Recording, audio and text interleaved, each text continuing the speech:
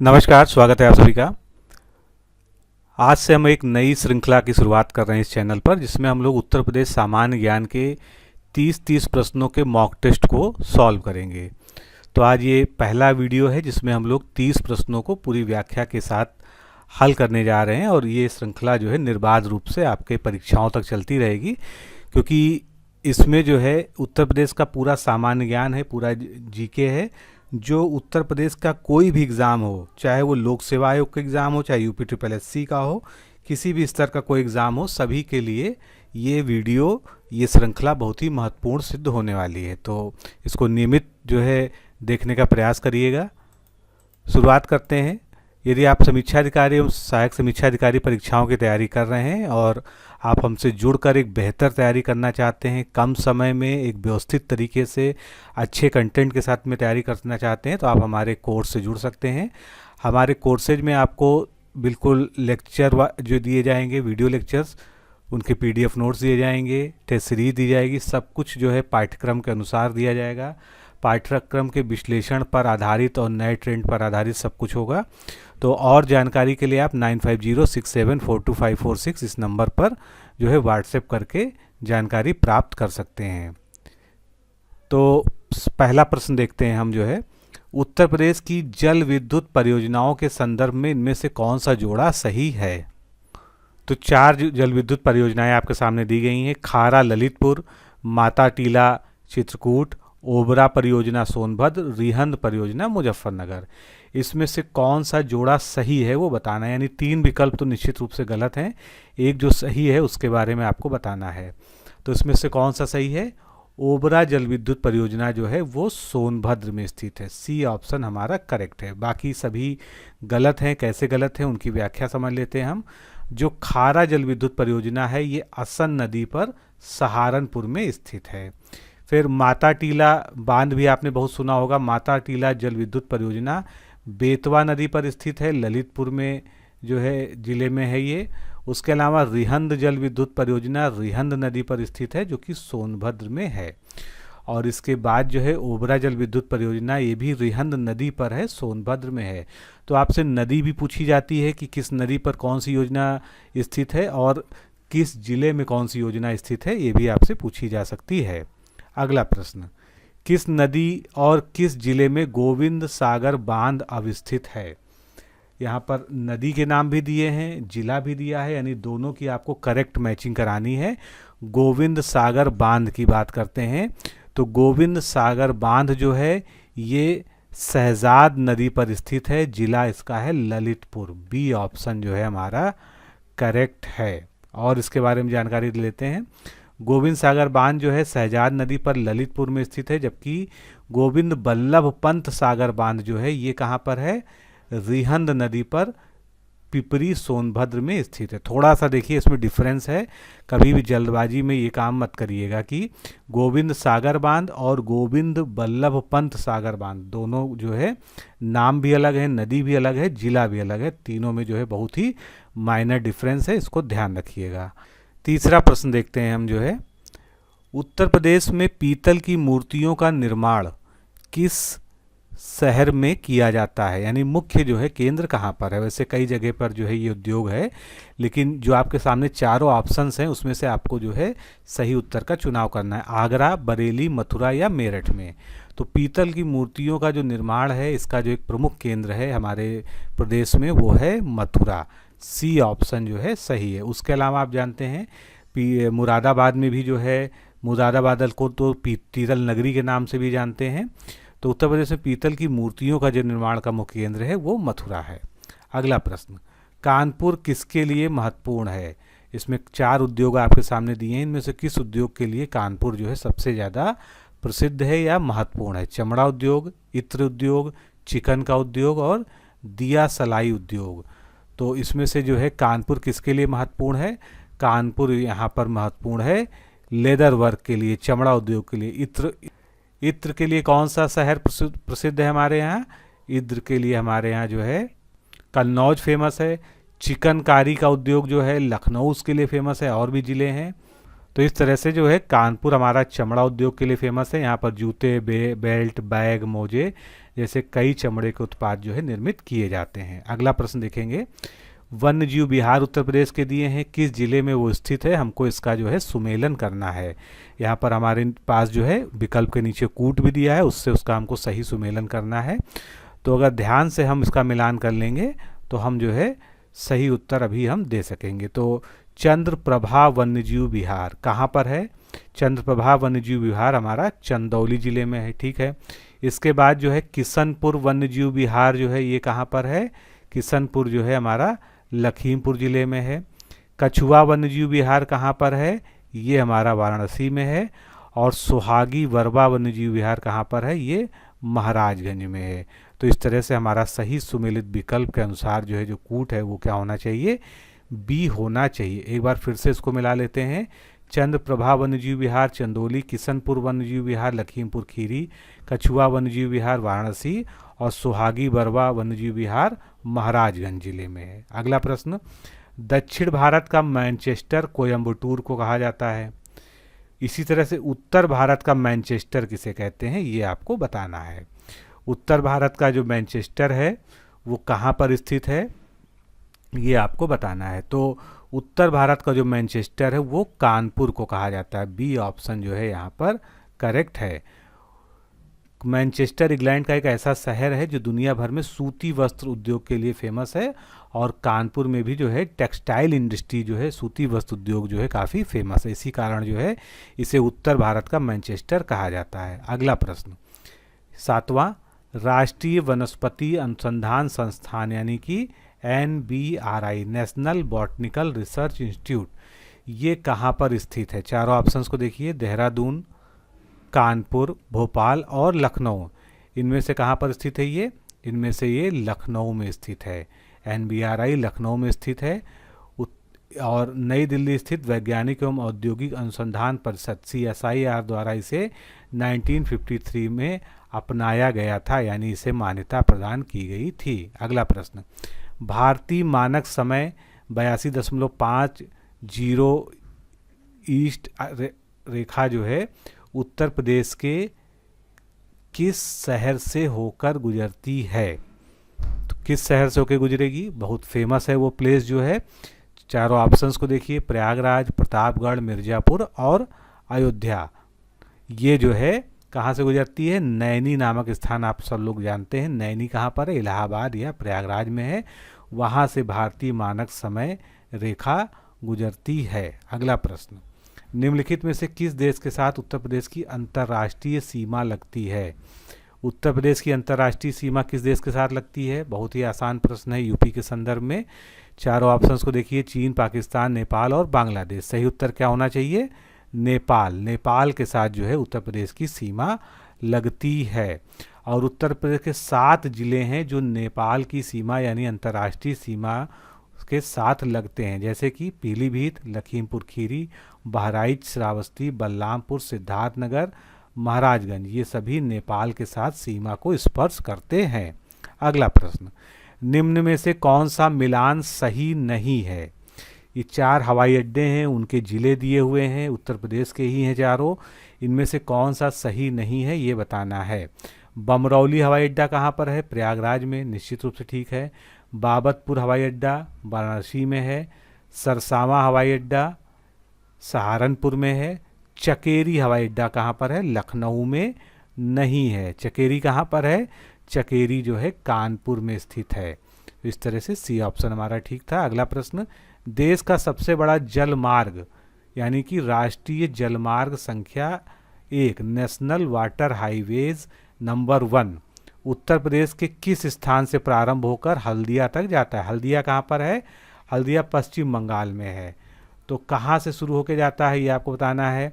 गंगा नदी पर बना है, ये तो आप लोग जानते ही हैं। तो वाराणसी, प्रयागराज और कानपुर और लखनऊ। लखनऊ में गंगा नदी प्रवाहित नहीं होती है, आप इसको जो है पहले ही बाहर कर सकते हैं। उसके बाद जो है आपके सामने 3 ऑप्शन बचे। तो इसमें जो है वाराणसी से हल्दिया तक जो है NH1 यानी नेशनल वाटर हाईवेज NWH1 राष्ट्रीय जलमार्ग संख्या 1 जाता है। और ये देश का सबसे लंबा राष्ट्रीय जलमार्ग है जो कि गंगा नदी से होकर गुजरता है। अगला प्रश्न, भारत में सर्वप्रथम हवाई डाक सेवा 18 फरवरी 1911 को कहाँ से कहाँ के मध्य प्रारंभ हुई थी? तो ये प्रश्न पूछने का विशेष कारण यही है कि इसका उत्तर प्रदेश से संबंध है। तो भारत में सबसे पहले पोस्टल एयर सर्विस जो है उत्तर प्रदेश के किस स्थान से शुरू हुई थी? इलाहाबाद से नैनी तक, यानी कि वर्तमान प्रयागराज से नैनी तक जो है ये शुरू हुई थी। बी ऑप्शन यहाँ पर करेक्ट है।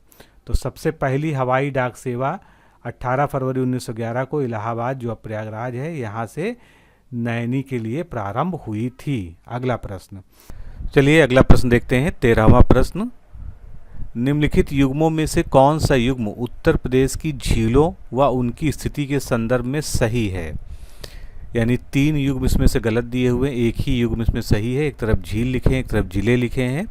एक एक करके देखिए इसमें से कौन सा सही है, बाकी कौन से गलत हैं। कीठम या सूर सरोवर झील बलिया दिया हुआ है, गौर झील लखनऊ, चित्तौरा झील गोरखपुर और बल्हा पारा ये कानपुर दिया हुआ है। तो इसमें से कौन सा सही है? इसमें से सही है डी ऑप्शन हमारा, बल्हा पारा जो झील है ये कानपुर में स्थित है। बाकी ऊपर के तीनों ही गलत हैं। एक एक करके देखते हैं। कीठम झील, जिसको सूर सरोवर झील भी कहते हैं, ये आगरा में स्थित है। गौर झील कहाँ पर स्थित है? रामपुर जिले में स्थित है। चित्तौरा झील बहराइच में है और बल्हा पारा जो है कानपुर में है, जो हमारा सही ऑप्शन पहले से ही दिया हुआ था। अगला प्रश्न देखेंगे। उत्तर प्रदेश सरकार द्वारा ग्रीन यूपी क्लीन यूपी अभियान की शुरुआत कब की गई थी? ग्रीन यूपी क्लीन यूपी अभियान की शुरुआत कब की गई थी? चारों डेट्स को ध्यान से देखिए। 7 नवंबर 2015, 11 जुलाई 2016, 8 अगस्त 2017 या 9 नवंबर 2018। तो इसमें से सही उत्तर क्या होगा? इसमें सही उत्तर होगा 7 नवंबर 2015 को इस अभियान की शुरुआत की गई थी। तो उत्तर प्रदेश में ग्रीन यूपी क्लीन यूपी अभियान की शुरुआत 7 नवंबर 2015 से की गई थी। इस अभियान को के तहत 11 जुलाई 2016 को 5 करोड़ से अधिक वृक्ष लगाने का रिकॉर्ड स्थापित किया गया था। फिर फाइनेंशियल ईयर 2019-20 में प्रदेश में 22.5 करोड़ पौधों का रोपण किया गया। वृक्षारोपण जन आंदोलन 2021 के तहत 30 करोड़ पौधों को रोपित करने का लक्ष्य रखा गया था। इसके बाद अगले साल 35 करोड़ किया गया। तो इस तरह से लगातार जो है इसमें वृक्षारोपण को बढ़ाया जा रहा है। अगला प्रश्न देखेंगे। 15वां प्रश्न, उत्तर प्रदेश में कागज का प्रमुख केंद्र कौन सा है? इसमें से कागज का जो है प्रमुख केंद्र कौन सा है? देखिए ध्यान से चारों ऑप्शंस को। मिर्ज़ापुर, सोनभद्र और वाराणसी में, और सहारनपुर, चारों ऑप्शन दिए हैं आपके सामने। तो इसमें सही ऑप्शन क्या है हमारा? सहारनपुर। सहारनपुर बिल्कुल सही है। यहाँ पर जो है प्रमुख रूप से कागज का उत्पादन होता है हमारे प्रदेश में। अगला प्रश्न देखेंगे। एक प्रसिद्ध वेब सीरीज जिसमें मशहूर अभिनेता पंकज त्रिपाठी ने कालीन भैया की भूमिका निभाई है, निश्चित रूप से आप लोगों में अधिकांश लोगों ने देखी होगी, वो उत्तर प्रदेश के किस जिले पर आधारित है? तो यहाँ पर आपको कीवर्ड वैसे भी मिल गया है कालीन। कालीन जो है, जहाँ पर कालीन का उद्योग सबसे ज़्यादा है, वहाँ उस पर ये आधारित थी। तो ये कहाँ का जो है वर्णन किया जा रहा है? ये वर्णन किया जा रहा है मिर्ज़ापुर का। इस वेब सीरीज का नाम भी मिर्ज़ापुर था। तो सी ऑप्शन हमारा सही होगा, जहाँ पर कालीन जो है एक प्रमुख उद्योग के रूप में स्थापित है। अगला प्रश्न, उत्तर प्रदेश में कहाँ रॉक फॉस्फेट के भंडार पाए जाते हैं? इस तरह के प्रश्न प्रमुखता से पूछे जाते हैं। तो रॉक फॉस्फेट एक मिनरल है, ये कहाँ पर पाए जाते हैं प्रमुख रूप से, ये आपको बताना है। तो रॉक फॉस्फेट जो है ललितपुर में पाया जाता है। और रॉक फॉस्फेट का आपसे उपयोग भी पूछा जा सकता है। तो रॉक फॉस्फेट का जो है उपयोग या उद्योग मुख्यतः उर्वरक बनाने में या उर्वरक उद्योग में किया जाता है। अगला प्रश्न देखते हैं। निम्नलिखित में से उत्तर प्रदेश के किस जिले को खनिज बहुल जिला घोषित नहीं किया गया है? तो इसमें से खनिज बहुल जिला कौन सा नहीं है जहां पर खनिज बहुतायत में नहीं पाया जाता है? ध्यान से देखिए, आप समझ जाएंगे। पूरी एक बेल्ट है खनिज बहुल क्षेत्र की उत्तर प्रदेश में। प्रयागराज, मिर्ज़ापुर और सोनभद्र ये सभी जो है खनिज बहुल जिले हैं, जबकि औरैया जो है खनिज उत्पादन के लिए विख्यात नहीं है। सी ऑप्शन यहाँ पर करेक्ट होगा। उत्तर प्रदेश के झांसी, प्रयागराज, मिर्ज़ापुर, बांदा, सोनभद्र, हमीरपुर, जालौन, महोबा और ललितपुर, ये ज़िले जो हैं कैसे ज़िले हैं? खनिज बहुल ज़िले हैं, और औरैया जो है खनिज बहुल ज़िला नहीं है। अगला प्रश्न, उत्तर प्रदेश का कौन सा एक बाघ अभयारण्य नहीं है? तो उत्तर प्रदेश में धीरे धीरे बाघ अभयारण्य बढ़ रहे हैं, 3 हो चुके हैं, एक इसमें से नहीं है। वो कौन सा नहीं है वो आपको बताना है। दुधवा आप जानते हैं एकमात्र नेशनल पार्क है उत्तर प्रदेश का, यहाँ पर बाघ अभयारण्य है। पीलीभीत में भी है और अमनगढ़ में भी है। बखीरा जिला जो है यहाँ पर बाघ अभयारण्य नहीं है, बखीरा जिला भी नहीं है, सॉरी, बखीरा जो है एक प्लेस है, कहाँ पर? संत कबीर नगर में, जहाँ पर जो है बखीरा झील है या बखीरा जो है पक्षी विहार है, जो कि फेमस है, और अभी उसको हाल ही में जो है रामसर साइट स्थल भी घोषित किया गया है। तो उत्तर प्रदेश के 3 प्रमुख बाघ अभयारण्य हैं, दुधवा, पीलीभीत और अमनगढ़। बखीरा संत कबीर नगर में है और यहाँ पर पक्षी वन्यजीव विहार स्थित है। अगला प्रश्न, कान्यकुब्ज किसका प्राचीन नाम था? आपने 18 महाजनपद पढ़े होंगे हिस्ट्री में, तो उसी से संबंधित है ये कान्यकुब्ज किसका प्राचीन नाम था, ये आपको बताना है। तो कान्यकुब्ज जो है प्राचीन नाम था कन्नौज जिले का। बी ऑप्शन यहाँ पर हमारा करेक्ट है। कन्नौज पर सर्वाधिक समय तक गुर्जर प्रतिहार वंश का शासन रहा है, और कान्यकुब्ज से ही जो है कन्नौज का नाम, वर्तमान कन्नौज का नाम पड़ा है। अगला प्रश्न देखेंगे, 1803 ईस्वी में मराठों को पराजित करके अलीगढ़ और आगरा पर किसने अधिकार प्राप्त कर लिया था? तो मराठों को पराजित करके अलीगढ़ और आगरा पर अधिकार किसने किया था, ये आपको बताना है। ये ऐतिहासिक तथ्य है उत्तर प्रदेश के बारे में। चारों ऑप्शंस को पढ़िए, Lord lake, Lord Harding second, Lord Minto, या इनमें से कोई नहीं। तो इसमें सही उत्तर क्या हो जाएगा? Lord lake. ए ऑप्शन जो है हमारा बिल्कुल करेक्ट होगा। 1803 ईस्वी में मराठों को पराजित करके अलीगढ़ और आगरा पर लॉर्ड लेक ने अधिकार कर लिया था।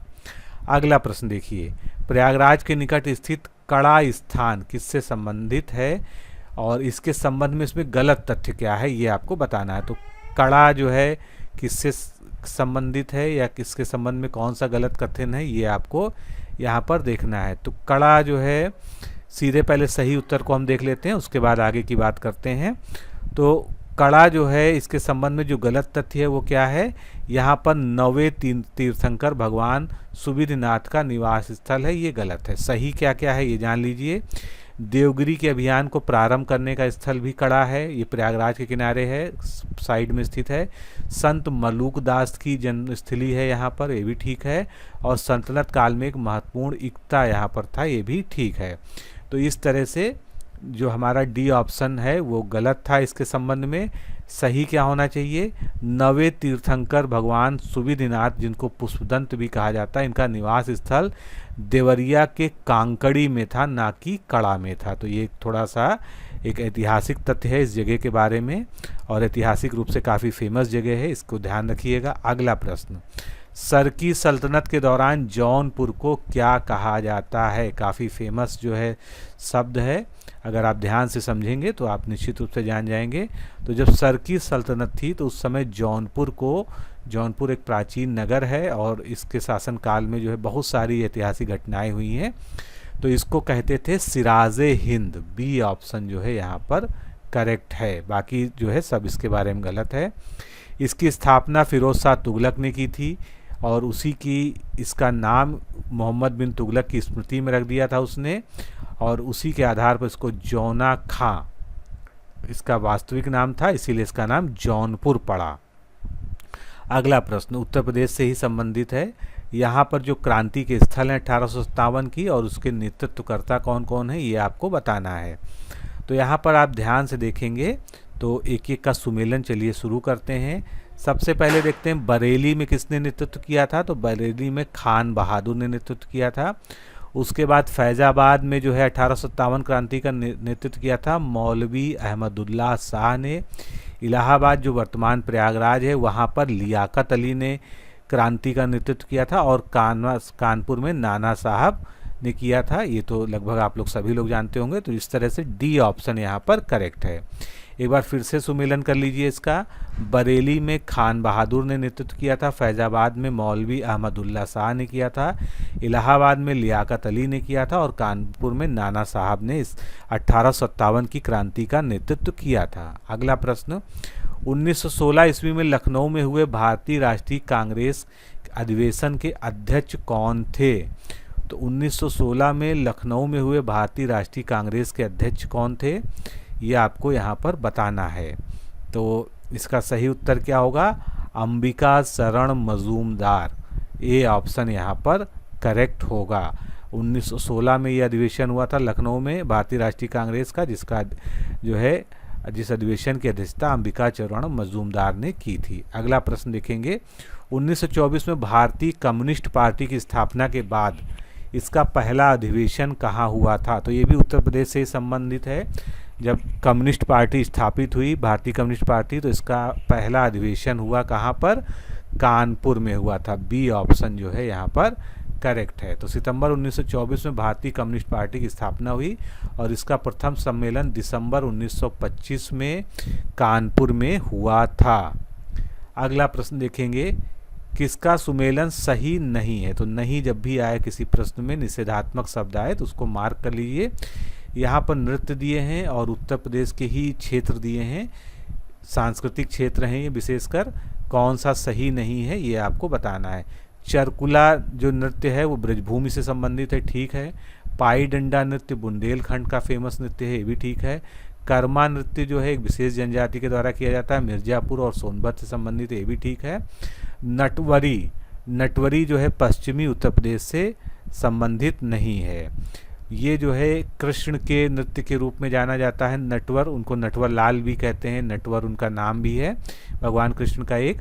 तो कृष्ण के नृत्य के रूप में से जाना जाता है और ये पूर्वांचल क्षेत्र का एक नृत्य है।